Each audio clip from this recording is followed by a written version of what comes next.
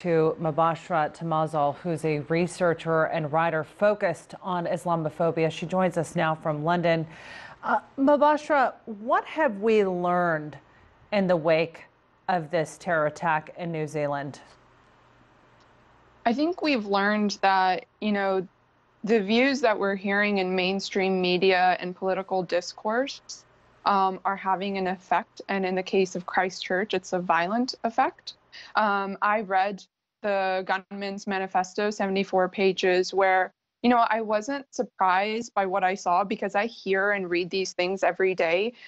He railed against mass immigration, and this is what you hear in media, especially, in Europe when it came to the refugee crisis, the way that newspapers and the media framed it as hordes and influx and an invasion. And this is exactly what the gunman was referring to when he talked about mass immigration. He called it invasion, and he called Muslims invaders. So I think we need to really look at what our political discourse is, what the media is stating, because it's having a real effect.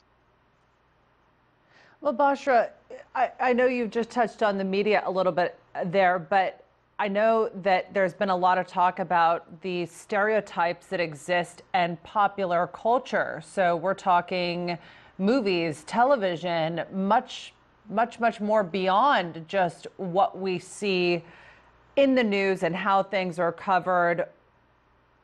Can you elaborate a little bit on maybe some examples of that? Sure, like anti-Muslim tropes, go back centuries since, colonialism, and Edward Said touches on this in Orientalism of the framing of the Muslim other. You can see this in Hollywood movies where the depiction of Muslims or Arabs or people of color is often in the form of a terrorist or someone who's violent or someone who's vicious.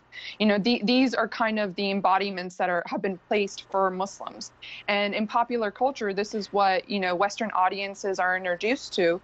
So their understanding is only seeing Muslims in this framework, and that is reinforced by media reports and the way media sensationalizes certain events.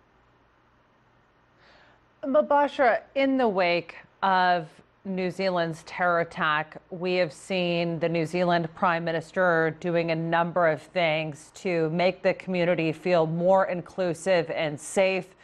Gun control laws have been changed, but when we're talking about the perception in the media, the perception in popular culture, what needs to be done to turn that tide? I think there needs to be a deep introspection within media itself of what sort of messaging they're putting out. We need to look at this structurally and foundationally, not only, and what is media, how is media portraying certain issues? What are the words they're using? Is there inclusivity within media itself?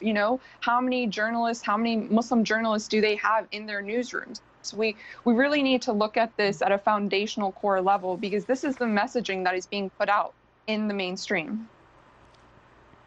All right, Mobashra Tazamal, appreciate you being with us.